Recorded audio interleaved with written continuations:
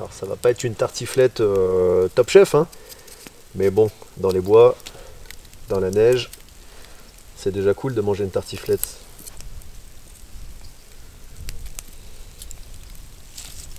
Je pense que je vais me faire plaisir quand même.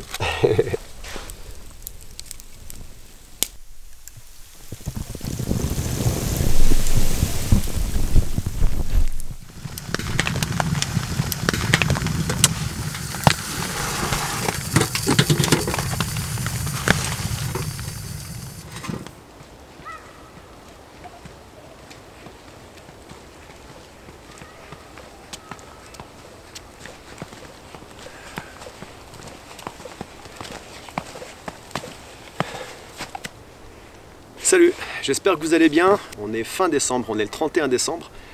Je pars pour 3 jours sur les collines enneigées. Je vous emmène avec moi dans le sac à dos. Ouais, il y a assez de place. Et on va bien s'amuser. On va bien s'amuser. Il y a un programme assez chargé.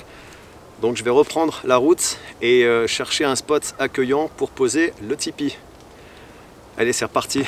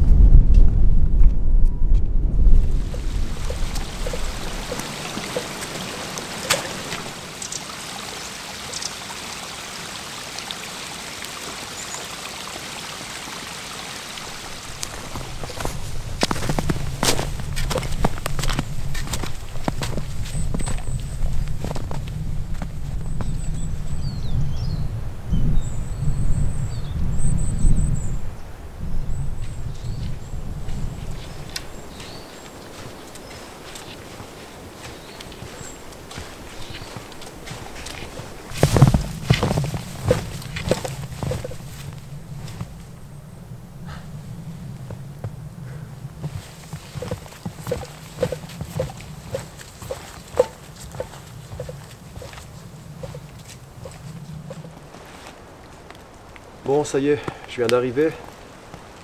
Je sais pas si vous allez reconnaître l'endroit. C'est là où j'avais fait ma chandelle suédoise. Et ben c'est là où je vais installer le tipi cette nuit. Bon, j'ai quand même pas mal trotté, j'ai fait pas mal de hors sentier. À un moment, j'ai eu de la neige jusqu'aux genoux, c'était un pur plaisir. C'était un vrai régal. Alors pour commencer, je vais décaler ce sapin couché là. Je vais le pousser un petit peu, histoire d'avoir un grand espace pour installer le tipi. Et puis peut-être même que je récupérerai le bois pour brûler dans le poêle à bois, pour cuisiner.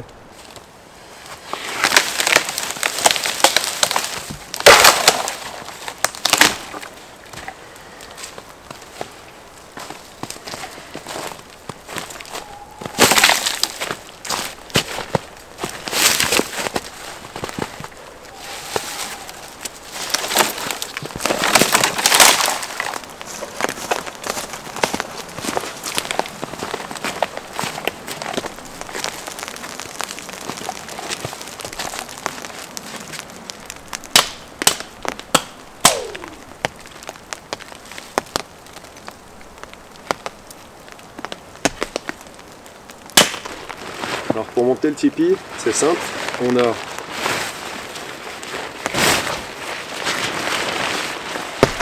l'entrée, on a une entrée qui se trouve ici, l'autre entrée ici, on a l'espèce de toit là, je sais pas comment ils appellent ça, dans lequel on va venir insérer le mât. Alors c'est de la sangle, hein. C'est de la sangle, donc même si vous avez Et l'extrémité de mât vraiment pointue, ça risque rien. Il n'y a pas de souci. Un petit peu haut j'ai l'impression, un petit peu long mon mât. Allez, du calme là-haut.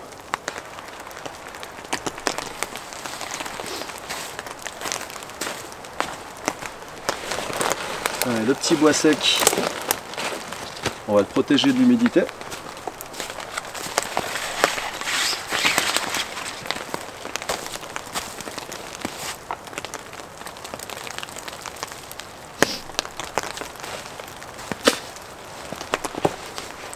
Allez, viens boire un petit coup à la maison.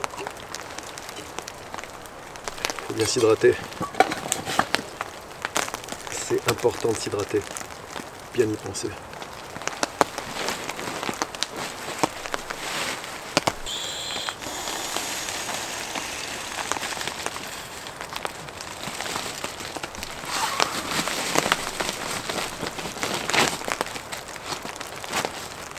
Et voilà le travail.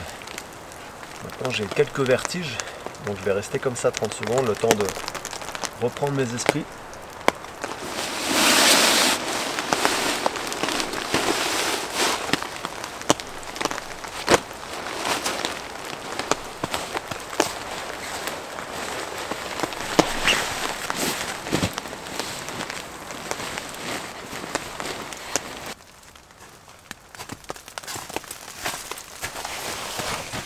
Bien, ça c'est le parapluie de mon trépied, un parapluie de golf qui est immense, super léger, je crois que le manche est en carbone, mais je parlerai, je pense que ça peut intéresser, ça peut vous intéresser. J'ai déjà eu des questions sur comment je fais pour protéger mon matériel vidéo de la pluie, donc je ferai une vidéo pour en parler.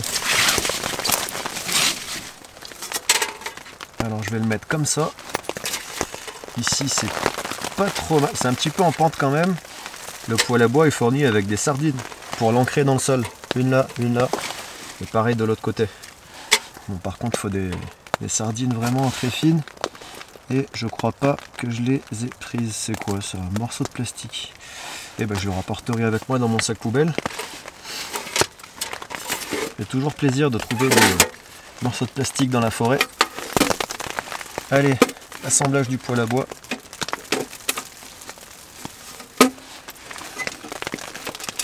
Alors ce poêle à bois, il est hyper facile et rapide à assembler, sachant qu'il est pliable. Mais il faut prendre en compte que en chauffant, l'acier se déforme légèrement. Du coup, il va falloir jouer sur cette déformation pour monter le poêle à bois. Ça c'est pas dramatique je trouve, mais c'est quand même un truc à savoir. Voilà, là j'ai mes anneaux. Maintenant je vais monter la cheminée. Pour ça je vais dérouler ce tube. Donc là on a un tube qui doit faire dans les 20 cm de large, enfin de long, sur un bon 5 cm de diamètre. Je vais le dérouler. Et une fois qu'il sera complètement déroulé, voilà, une fois qu'il sera complètement déroulé, je vais l'enrouler dans ce sens pour faire cette fois-ci un tube de 3 mètres de long. Tube que je vais venir encastrer ici.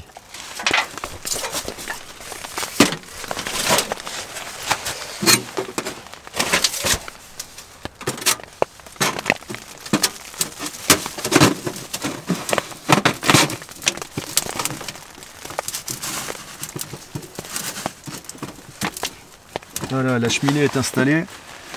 Sur le pare-étincelle, j'ai rajouté de la cordelette en Kevlar. Cette cordelette, je peux, s'il y a du vent, l'arrimer. Donc accrocher de la petite corde pour l'arrimer. J'ai pas besoin de le faire, mais c'est bon à savoir. Ça y est, là le poêle est prêt à servir. Alors il va falloir que je trouve une solution là, parce qu'il est en pente.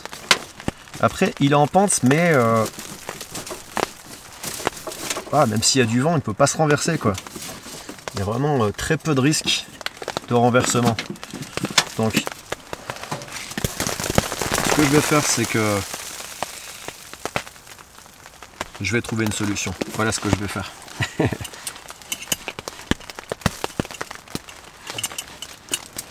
Faire un petit peu de place quand même Je vais commencer à couper le petit bois là pour mettre dans le poêle, voilà, histoire de faire un petit peu de place.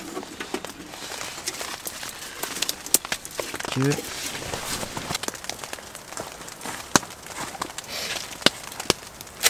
Ce sera du résineux encore. Pour le feuillu, il faut aller se prospecter un peu trop loin. Et j'ai pas envie de manger mon dîner demain matin, donc je vais brûler du résineux cette nuit et on fera mieux la prochaine fois.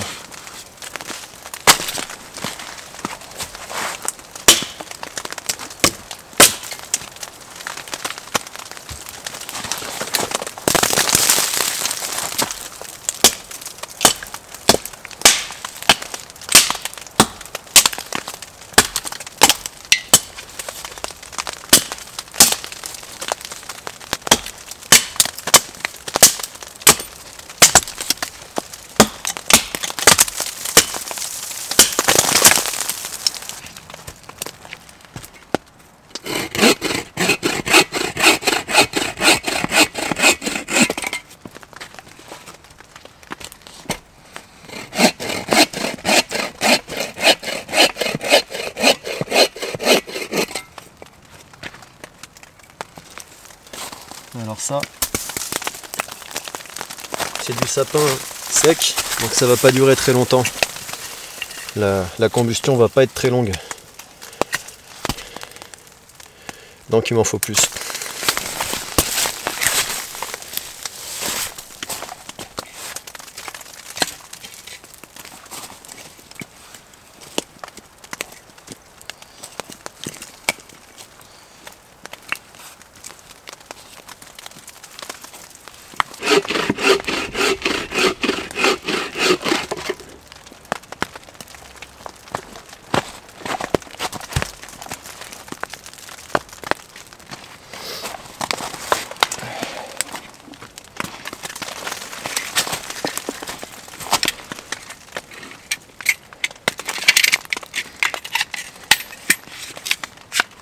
Allez, fini la scie pour ce soir.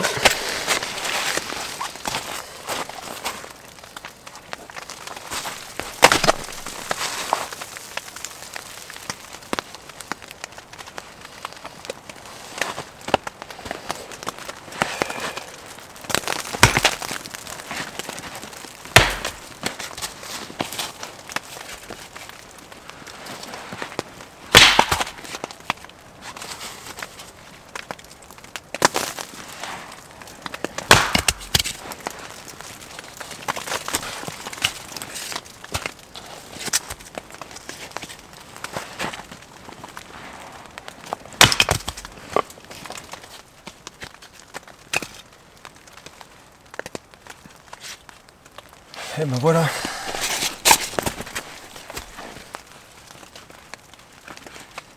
Là j'ai assez de bois pour toute la nuit. Et peut-être même pour le petit déjeuner. Donc ça devrait être pas mal.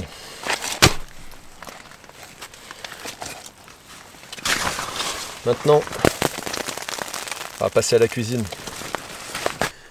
Comme j'ai pas coupé les branches à ras tout à l'heure sur le sapin, je vais pouvoir utiliser ces branches pour accrocher mon matériel, donc le couteau, voilà,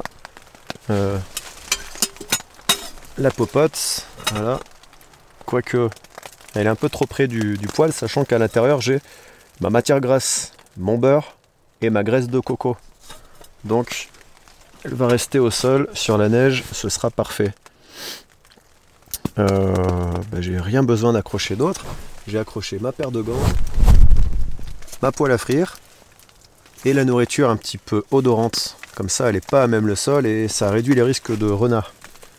Donc quand je dis nourriture odorante, c'est sous vide. Il y a des dios, des boudins blancs à la trompette de mort, on a de la terrine de campagne, de la terrine forestière. Bon, c'est sous vide, donc en principe ça va pas attirer les renards, mais dans le doute. Et puis on a aussi un bon morceau de délice de chartreuse. Alors le délice de chartreuse, c'est un fromage qu'on peut utiliser comme le reblochon. Et c'est ce que je vais faire pour ma tartiflette. Je vais m'en servir de reblochon.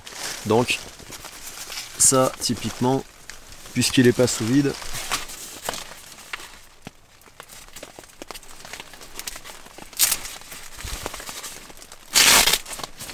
il va prendre un peu d'altitude. Voilà.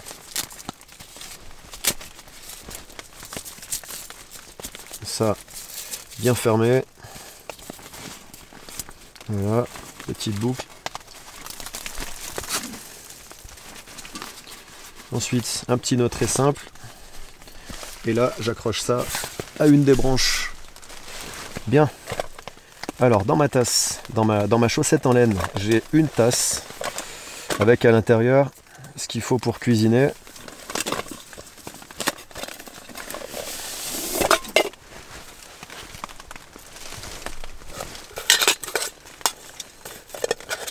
On va retrouver des infusions. Donc ça, c'est une infusion qui s'appelle Coup de froid. J'achète ça à la halte fermière. Et c'est un mélange de plusieurs herbes, plusieurs plantes. On va retrouver du thym, du sureau, de l'origan, de la bourrache et de la monarde. Donc des plantes qui donnent un coup de fouet. Mon café, hein, ça se passe de commentaires. Et mon sucre, comment ça s'appelle? La cassonade. Donc ce soir au menu, je vais faire un truc vraiment très très simple. Je vais me faire cuire des boudins blancs à la poêle à la crème. Avec un petit peu de thym. Et je vais accompagner ça avec du riz.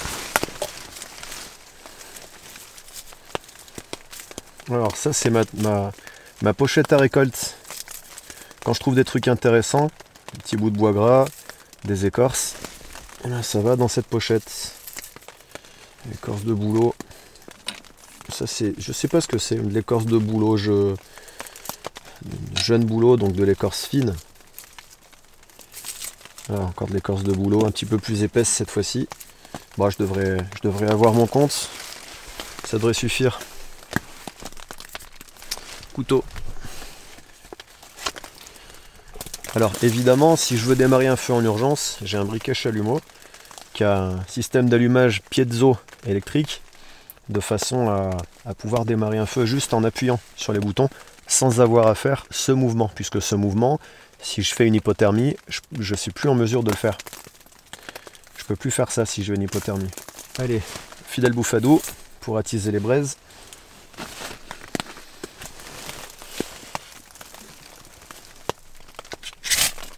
Fire steel qui crache bien. On va utiliser un petit peu d'écorce. Voilà, tiens, je vais prendre cette petite planchette là. Ça devrait être pas mal comme station de feu.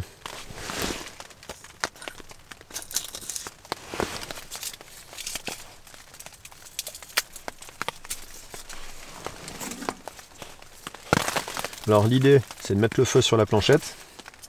Okay.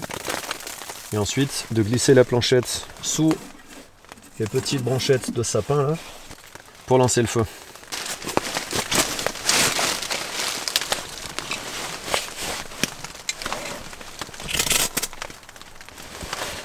Là, ça flambe bien, ça brûle bien.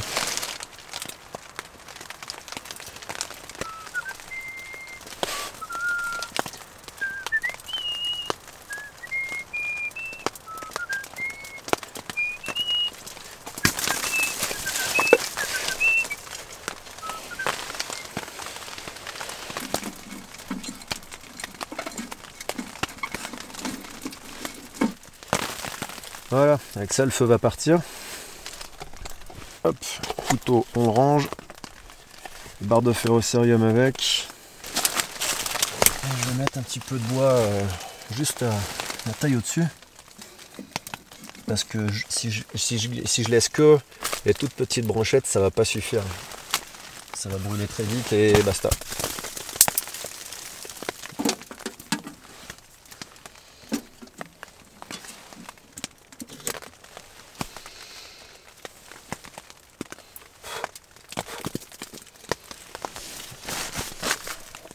Alors la fumée qu'on voit là, c'est pas de la fumée de combustion qui fuit, d'accord? Puisque là il y a un danger d'intoxication au monoxyde de carbone.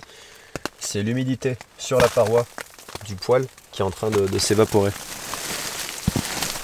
Et heureusement d'ailleurs, non, ce serait dangereux. Bien, là le feu est parti, il est lancé. Je vais approvisionner avec les petites bûchettes que j'ai là. Après quoi je mettrai du bois un petit peu plus gros pour passer la nuit. Bien, commencer par faire réchauffer l'eau de ma gourde parce que depuis tout à l'heure je bois glacé. Alors l'idée c'est pas de la faire bouillir, hein, mais juste de la tiédir. Ce sera nettement plus agréable à boire.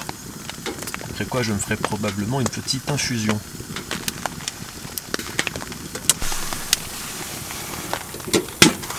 Hop là.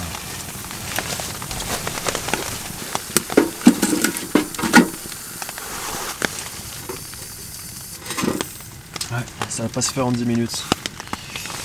Enfin si, ça risque de... Justement, ça va pas se faire en 30 secondes, je veux dire. Alors ce que j'aime avec le poêle à bois, c'est que tu t'en sers pour faire chauffer quelque chose. Tu mets ton bois mouillé à côté, il sèche. Tu mets tes panards pas loin, ça réchauffe les chaussures. Et donc bah forcément les pieds à l'intérieur. Le poêle à bois c'est vraiment pratique. Après clairement, vu la température, j'aurais pu me passer du poêle à bois. Et vu le sac de couchage que j'ai emporté, j'aurais pu me passer du poêle à bois. Ça c'est une certitude. J'aurais même pu me passer du tipi. Mais pourquoi se restreindre à uniquement ce qu'on a besoin alors qu'on peut se faire plaisir? C'est important aussi de se faire plaisir. Voilà, c'était la réflexion du soir. Oula, moi qui voulais pas faire bouillir mon eau.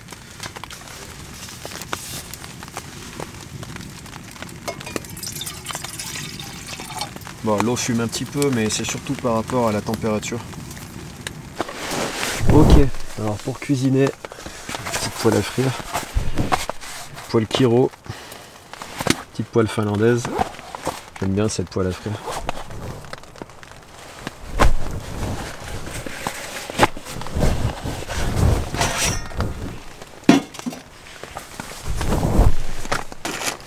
La manche.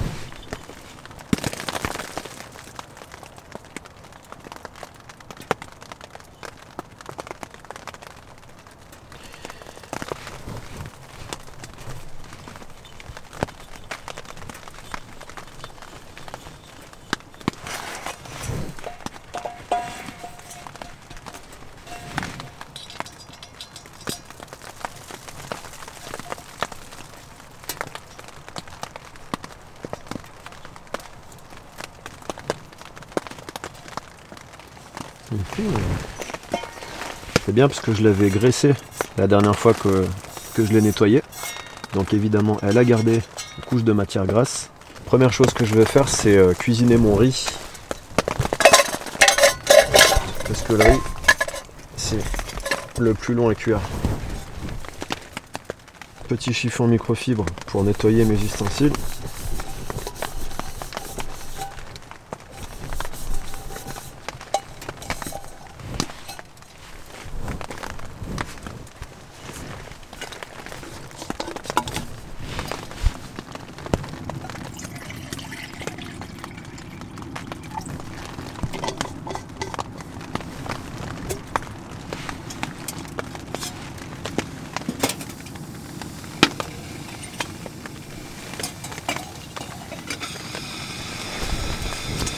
Hop, c'est parti. Je lance la minuterie. Et d'ici 10 minutes, je ferai cuire mes boudins blancs. Allez, le riz est bientôt cuit. Et pendant qu'il cuit tranquillement, on va lui laisser le temps. On va pas le brusquer, hein. Je vais me faire un petit apéritif. Alors, j'ai le choix entre la bière que m'a envoyé mon pote Gaël de Résilience Nordique. Une Amber Ale de la brasserie du Jugement Dernier. Une bière ambrée avec des arômes de noisettes et de caramel. Ah, c'est bien ça, elle est brassée au feu de bois avec des céréales cultivées et maltées en Auvergne. Une bière d'honneur. Sinon, une Morgane, une blonde. Alors celle-là, si je me souviens bien, elle m'a été offerte par un des stagiaires du mois d'octobre. Morgane, fée enchanteresse, règne sur l'île d'Avalon, l'autre monde des Celtes. Ah, une petite blonde pour l'apéritif, ouais. Voilà, les petits dépôts au fond. Ouais, je pense que je vais plutôt boire la blonde en apéritif. Alors, pour accompagner la bière, à la base, j'avais des terrines. Sauf que j'avais prévu de faire mon pain. Et une terrine sans pain, hein, on est d'accord. Donc je vais garder les terrines pour demain. Alors cette Morgane, voyons voir ce qu'elle donne.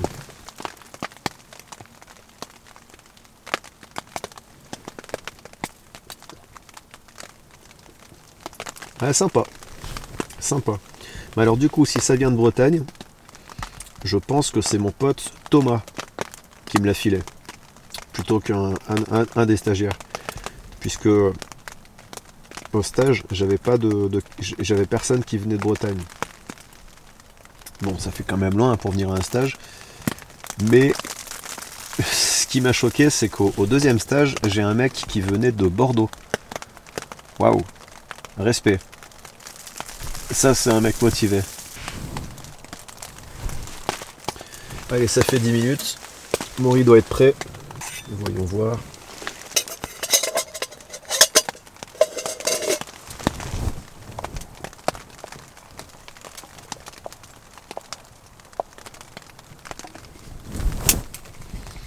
Ah, pas sûr. Pas sûr, pas sûr. Faut que je goûte.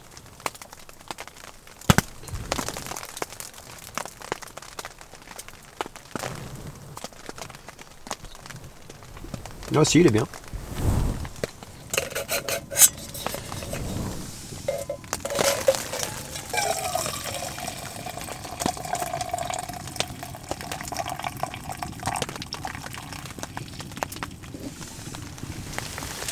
Hop, le riz est prêt. Maintenant, je vais faire cuire les boudins blancs. Je vais commencer par les faire revenir au beurre. Et ensuite, je rajouterai la crème. Non, je vais mettre la crème directement. On va peut-être pas exagérer non plus. Les boudins blancs, c'est que du gras. Cuit au beurre, du gras. Et ensuite à la crème, du gras. Le mec aime le gras. Non, non, faut pas exagérer. Je vais parfumer un petit peu l'eau de cuisson du riz. C'est bon pour la santé, l'eau de cuisson du riz. Hop. Voilà. Ouais, en général, je la jette pas. Je la bois. Allez, on va passer aux choses sérieuses. Et faire cuire les boudins blancs.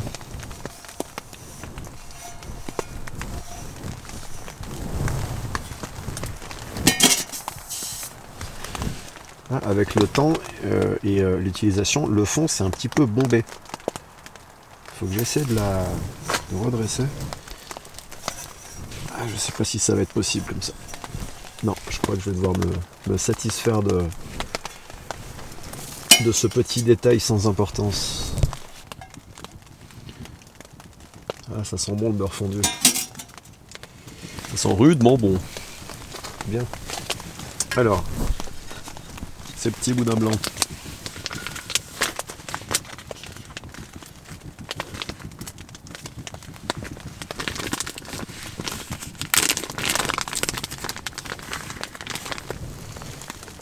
On va en faire deux, hein. C'est pas mal de boudins blancs avec le riz. Là, pour le coup, on n'est clairement pas sur un repas de nouvel an. D'autant qu'en plus, j'ai même pas de quoi manger mes terrines. Bon, bah, je pourrais les manger sans pain. C'est très bon aussi, les terrines sans pain. Mais c'est dommage. Je vais attendre d'avoir fait mon pain demain. Un petit peu en pente. le poêle à bois, il est en pente.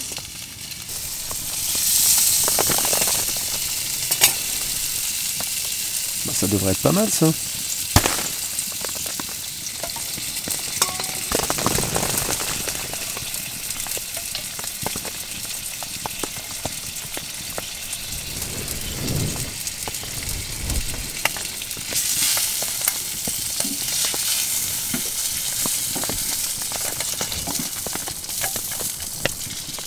Bien, je vais surveiller la cuisson.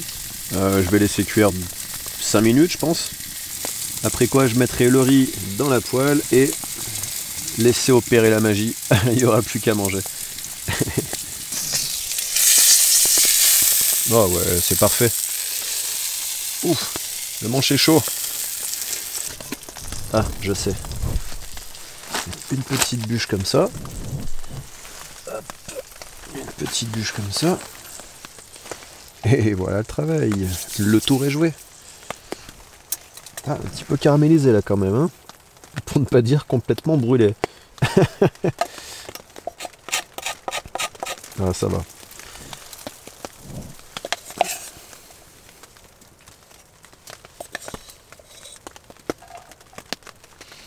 Le riz dans le jus de cuisson. Et ça devrait être pas mal là.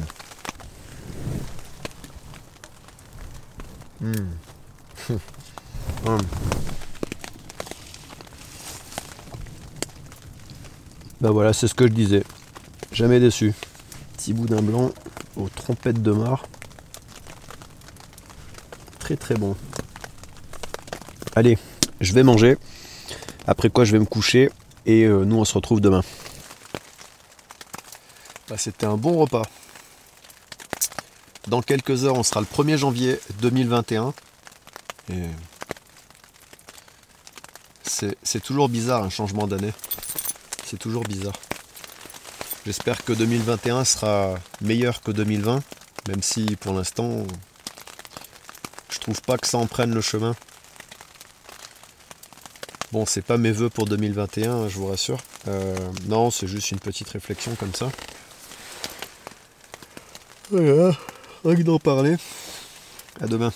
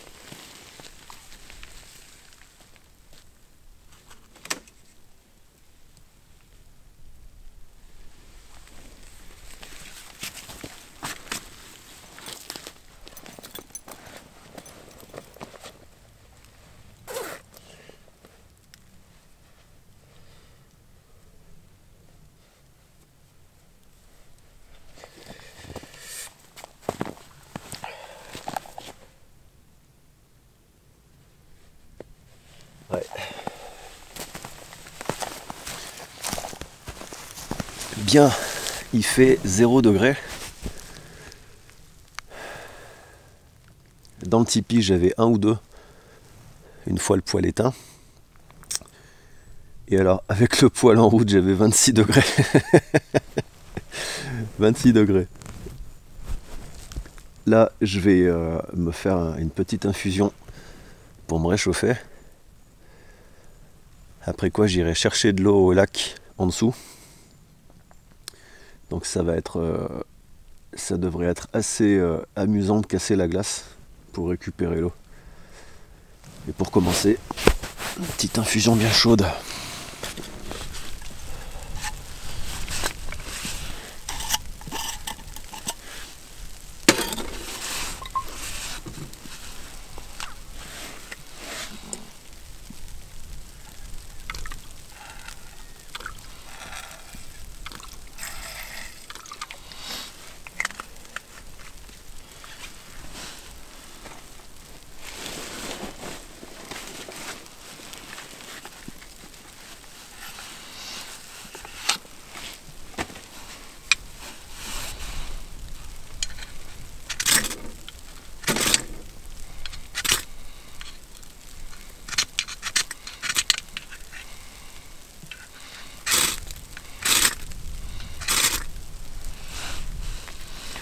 l'alcool à brûler est trop froid. Je vais le réchauffer un peu avant. Sinon, il démarrera jamais.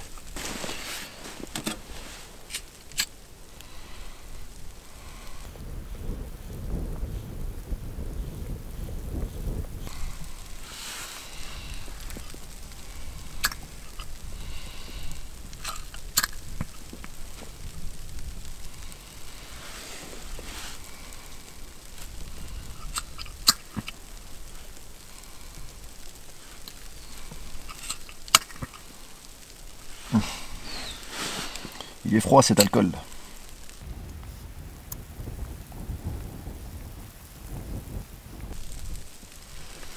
Bon, quand l'alcool commence à fumer, c'est qu'il est prêt.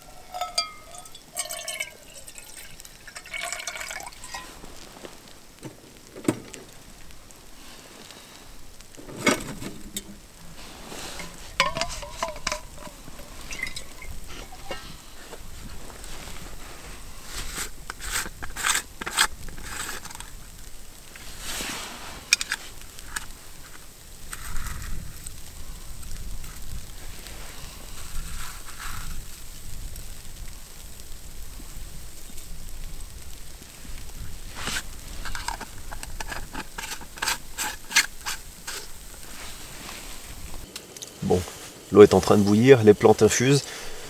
Les indications pour cette mixture de plantes, c'est 5 minutes d'ébullition, je crois. Et ensuite 2 minutes d'infusion. Donc on va laisser bouillir tranquillement.